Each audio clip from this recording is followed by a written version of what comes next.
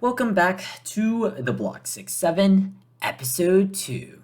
This is the Block 67, a podcast for teens by teens, and this is Han. And I'm Hannah. And in today's episode, we will be discussing the ethics regarding true crime media.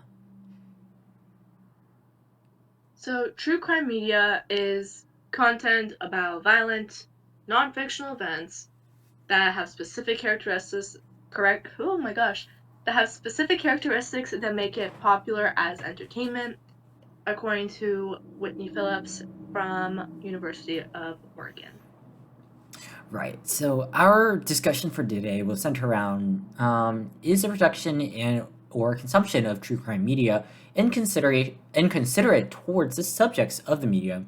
And thank you to Isa Essen for suggesting this topic in our forum doc. And we can break this down into two main facets: the production of true crime media and the consumption of true crime media. And so, starting with the ethics of production, Hana, what are your thoughts on this? So, I feel like a lot of these creators on YouTube, they're they're jumping on the bandwagon because they know a lot of people they enjoy kind of a mystery, but what happens is that they just it's a really odd scenario because they end up putting emphasis on certain aspects of the story without considering others, and then you just have some insensitive people down in the comments. They're Right, they'll call it like the murderer hot or something. right. It's weird because that person could have killed your little brother or Yeah, something like, and it's just really weird. And a lot of times these people that are making these videos, they don't necessarily encourage it, but they don't really do much to stop it. right. They're just like, ha ha ha, guys, And stop. That's a serial killer. yeah, They don't really do much about it. yeah, and I think that's kind of concerning, when you're referring to a serial killer but not really discouraging their actions. That's not really you're not really promoting good virtues there. Yeah. Um, And I think also like in terms of the production of true crime media, it extends beyond just you. I didn't even think of YouTube at first. What I was thinking more of was like Seriously? shows. Yeah, yeah, yeah. I was thinking more of like shows on like Netflix or like on TV where they're like true crime, and like every single episode they talk about like the serial killer or someone. But like Yeah. yeah, on I totally didn't even think of that, but yeah, YouTube is definitely such a huge like space for that, especially in terms of like audience interactions as well. Um, And I think a lot of times when I think about like what you were mainly thinking about, like yeah, within true crime media with like these platforms like Netflix and Hulu, a lot of times yes. I think about Gypsy Rose Blanchard, Ooh, her her show. yeah, And she recently came out of jail, and we all know like she kind of did it for self-defense. Whatever. It's some people's opinions on her differ, but at the end of the day, she was trying to defend herself. like through But the show. that's not really what the conversation's about. But just have to state that I remember her stating as soon as she came out, she found that the show that Hulu made was it was a complete misrepresentation of really what happened, and she herself went on to kind of make her own perspective, her own series. I forgot with what company, but she Yeah, made it her own series to tell her story properly. yeah, And I feel like with these true crime shows, it's they're hit or miss. yeah, Sometimes the actors are really they depict the I guess the main character well. I don't know how else would you describe it. The Sometimes it's serial not a killer. serial killer, Yeah. but they managed to depict the, I guess, disparity of the situation pretty well. Yes. Like in the Dahmer, the one that Well, Netflix made. ooh. But there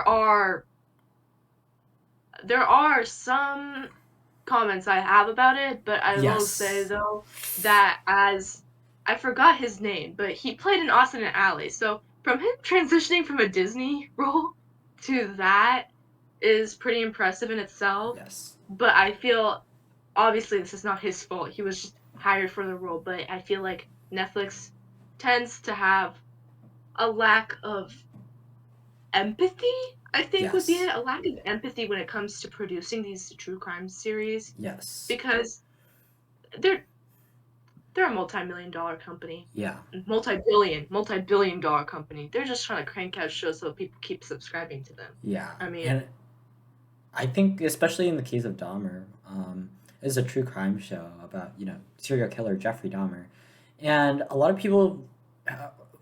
people were concerned that it really romanticized the life of Dahmer and kind of undermined like the experiences of these victims, and like we were saying before, kind of like undermines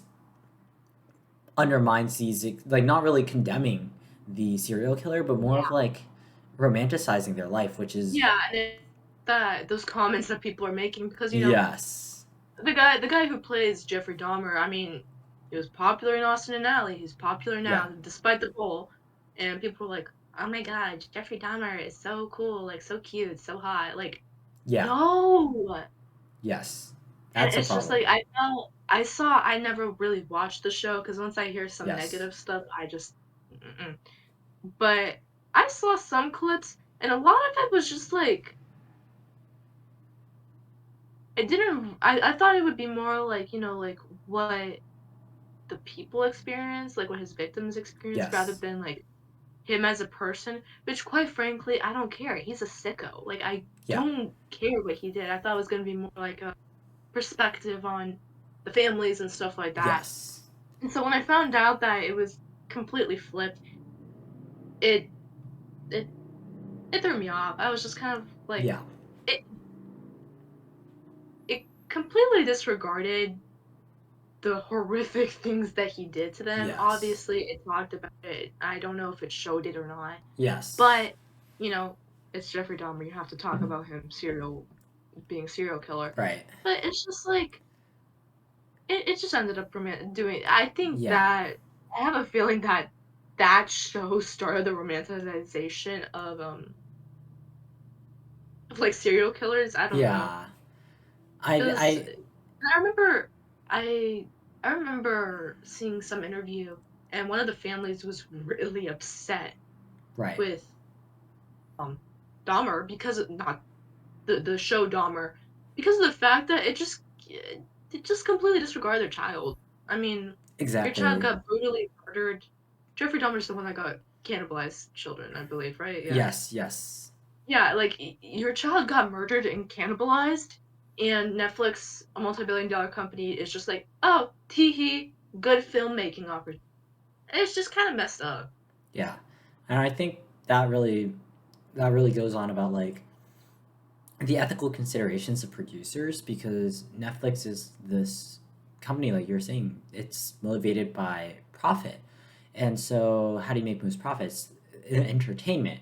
And so, by turning true crime media into entertainment, that kind of draw goes on the line of, is this really ethical? And I think that, when you're taking advantage of the suffering others for profit, that is unethical, especially when you're like dehumanizing the victims and everything. Um, Yeah. and so, in my mind, if it were an informative show, if it was like a documentary and that was informative and focused on the victims and their experience in a way that like respected them and remembered them, rather than the serial killer who wronged them, I think that would be something that would be more acceptable in society. Yeah. And I feel like even when these companies, like I mentioned with Gypsy Rose Blanchard, Yes. when they try to emphasize more on the victim, because she was the victim. Like her mother had Munchausen by proxy, and like she was medical abused. Like she was Yeah. medically abused. Like it just didn't really depict her right. It was like she she stated herself like I didn't do this. They depicted her as like not her, even though Right. she herself was still alive. She was still able to advocate. So she was in jail. They would just have to contact the jail. What But what that goes to exact show what. sorry. What exactly did Gypsy Rose? What did she do? Um, So she and her boyfriend, she had right. like a little online boyfriend because she was trying to break the reins from her mother, and she ran away Right. once, and then her mother was like, "Come back here!" She called the police and all that. And so, as I mentioned, she was medically abused from the day she was born. Right. The day she was born, like her teeth, she had her teeth removed. She was given like these leukemia treatments when she literally did not. She was not sick at all. Like Right. her mother was making her sick Right. for attention and money and all that. And so Gypsy was sick of it because also her mom would lie to her about her age and all that. It was Yeah. very odd. Keep her under the rails. To just keep her under her control and make her unable to do anything. Right. And so she found this guy online, they were dating. And so, she was a bit manipulative, but he killed his I mean, not his. He killed her mother for her Oh, and then they ran away. I see. So that's like one of the big ones, and she just got released in December, I think. Oh, okay. But and Yeah. that was like one of the big cases, and like Yeah. Yeah. Yeah. yeah, she's obviously like she's a victim. Like yes, she did kill, but like her mother is what led her to kill, and she often like she made her own docu series because she was upset with how Hulu portrayed her and what exactly happened, and felt that it brushed over like far too many details to be considered as an accurate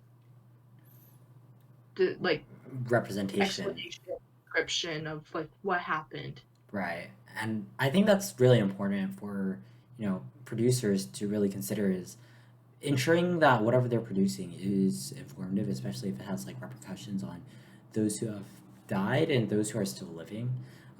Especially in the cases of victims, when they have been already been taken advantage of, we want to remember their memory, not as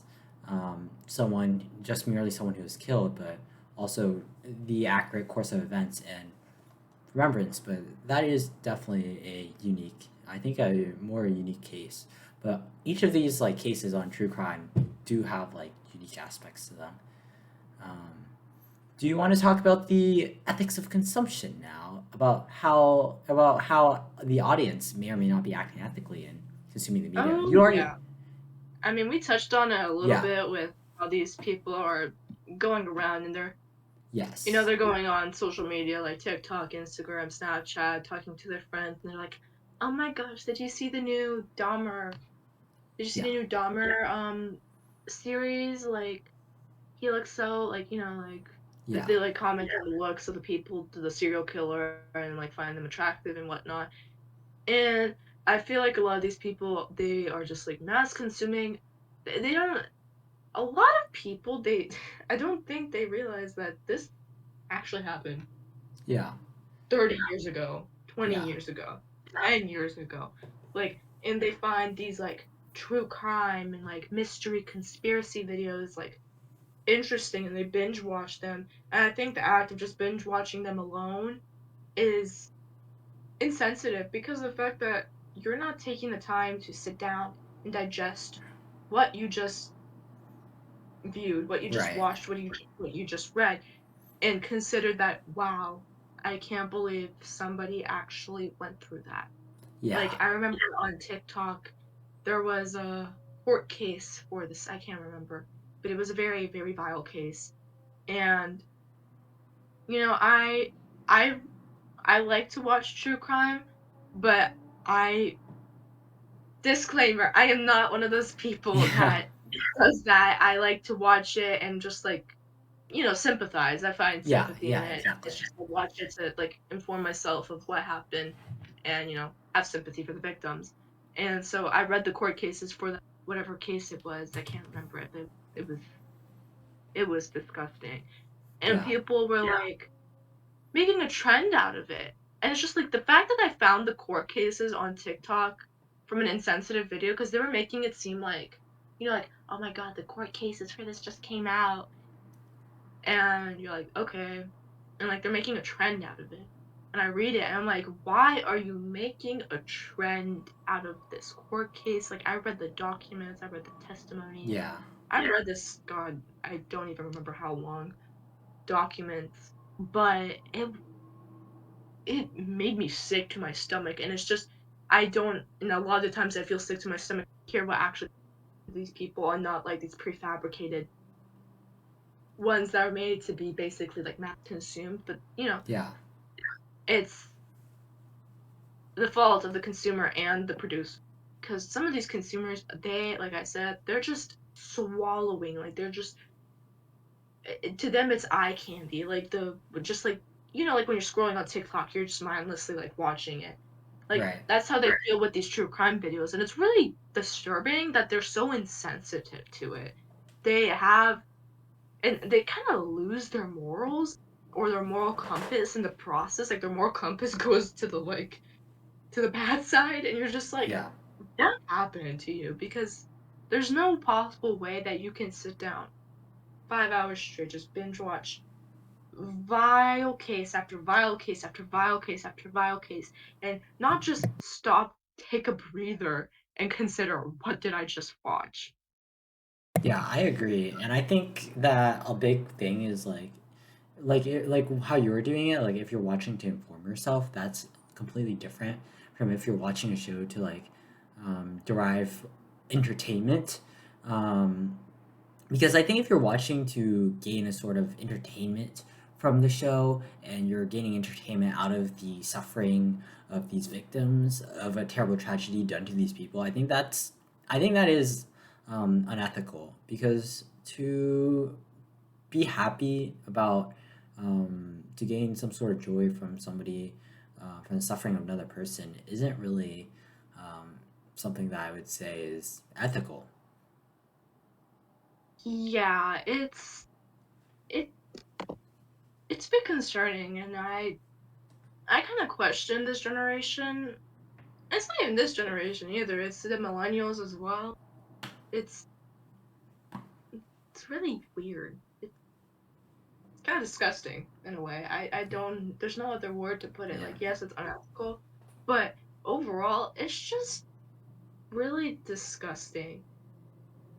Yeah. And on the consumer level, but then the producers, I can't. There was another show, and I can't figure out what it was, but it was another true crime, like true story show, and like the family was very very upset. They were extremely upset. I think they almost sued. Can't remember, but it's I don't know. Like in some cases, if done the right way, like I do remember. I don't know if you know about Maya, the one in John Hopkins. Her mom Um. committed suicide because John Hopkins like refused to let her, like took her away Oh wow. and said CPS. Oh wow. Yeah, because she had cancer, I believe, and she was using ketamine as a pain relief. And her mom was like, Yes. "Please just give her ketamine," and they just took her away because, like, gosh, what mom would ever give their child ketamine for pain? But I mean, Yeah. and the mom committed suicide because of that, and they sued for Wow. emotional. And apparently, that show was done right. Apparently, that show was done right because I haven't heard any complaints from the family, and they found that it brought them more awareness and allowed them to get more support for their case against All Children's Hospital.